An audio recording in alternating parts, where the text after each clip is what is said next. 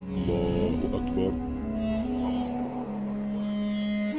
بسم الله الرحمن الرحيم. لا إله إلا هو الملك القدوس السلام المؤمن المهيمن، وأشهد أن عيسى ابن مريم روح الله وكلمته ألقاها إلى مريم البتول الطيبة.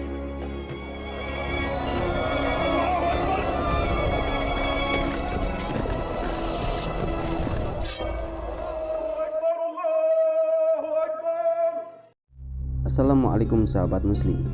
Kembali lagi bersama Fakta Islam. Semoga sahabat semua diberikan Allah Subhanahu wa taala hari yang baik dan penuh berkah. Ada suatu kisah tentang sekelompok kaum yang memiliki wilayah daratan yang begitu subur dan penduduknya begitu makmur. Kaum itu adalah kaum Madyan. Kaum Madyan juga memiliki banyak seseorang yang pandai dalam berdagang.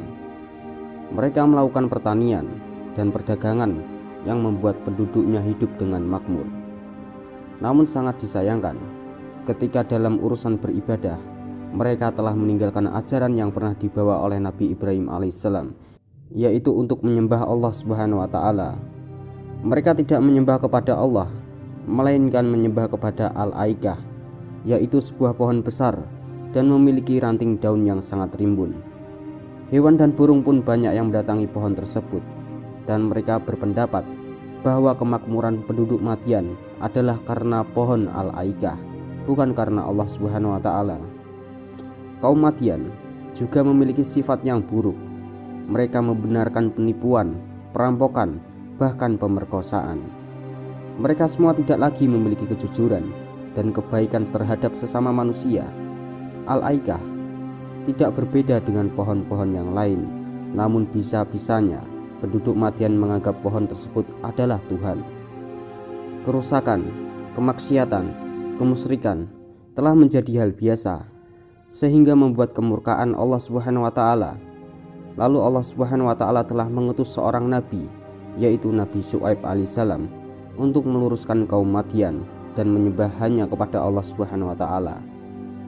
Nabi Syuaib dengan tegas menyatakan kepada kaum Madyan bahwa apa yang telah mereka lakukan adalah perbuatan yang sangat salah.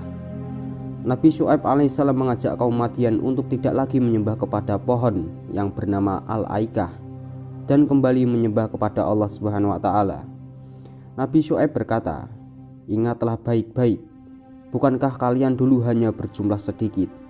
Perhatikan baik-baik juga bagaimana akhir hidup bagi orang-orang yang membuat kerusakan di muka bumi ini. Untuk itu, tinggalkan Al-Aikah dan sembahlah Allah Subhanahu wa taala." Lalu pemimpin Madyan berkata, "Kami tidak gentar dan tidak takut dengan ancaman tersebut dan akan tetap menyembah Al-Aikah." Mengetahui kekerasan hati dan penolakan penduduk kaum Madyan, Nabi Syuaib alaihissalam pun kemudian berdoa kepada Allah Subhanahu wa taala, "Ya Allah, ya Tuhan kami, berilah keputusan di antara kami dan kaum kami dengan adil, karena Engkaulah yang pemberi keputusan sebaik-baiknya." Lalu Nabi Syuaib alaihissalam beserta para pengikutnya bergegas meninggalkan daerah Madyan. Setelah mengetahui akan datangnya azab kepada kaum Madyan, dan akhirnya Allah Subhanahu wa taala pun mengazab penduduk Madyan dengan gempa yang sangat dahsyat dan udara yang sangat panas selama 7 hari. Meskipun mereka penduduk Madyan berusaha untuk mencari cara untuk menghilangkan udara panas itu, maka usaha mereka akan tetap gagal. Hingga tak lama kemudian muncullah awan hitam yang menutupi langit di wilayah Madyan. Mereka pun senang dan gembira.